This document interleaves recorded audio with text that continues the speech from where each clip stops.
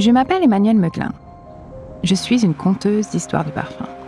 J'adore sillonner la planète pour découvrir les secrets des parfums. Le sud-est de la France est l'endroit rêvé pour partir en exploration. Des trésors parfumés de Provence aux bouquets enivrants de la Côte d'Azur. Le célèbre plateau de Valensole est au cœur de la production de lavande.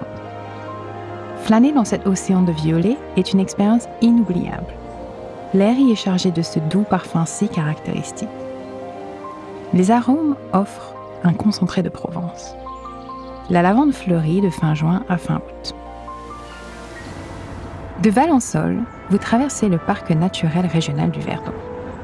Un coupé sport français vient sublimer ce moment. Au volant de l'Alpine A110, vous redécouvrez les joies de la conduite. Léger et agile, ce nouveau modèle est resté fidèle aux principes intemporels d'Alpine. Il prend vie sur les routes de montagne et les chemins de campagne. Et là, se dévoile un paysage épique de lacs et de petites villes pittoresques perchées au sommet de collines. Vous parcourez leurs rues tortueuses, semées de jasmin et de géranium en fleurs. La construction d'un barrage dans le cours du Verdon a donné naissance à l'un des plus beaux lacs de Provence. Le lac de Sainte-Croix est une étendue d'eau cristalline, avec les collines du Haut-Var et les gorges du Verdon en toile de fond. Serpentant à travers le paysage, les routes dessinent une promenade à couper le souffle. Vous y savourez des essences de thym sauvage, de romarin et de pin chauffé par le soleil d'été.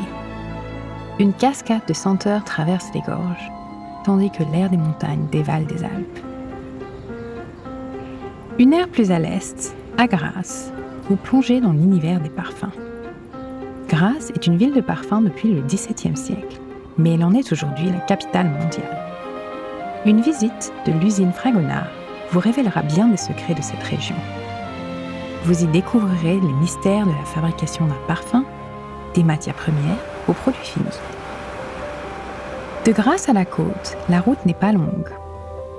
La Côte d'Azur doit son nom au titre d'un livre de Stephen Leggard, paru en 1887, où il décrit la région comme une côte de lumière, de brises chaudes et de forêts mystérieusement odorantes.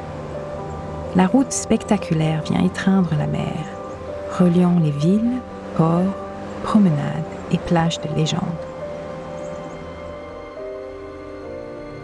Eau turquoise scintillante, plage de sable blanc, tout le monde y trouve son bonheur.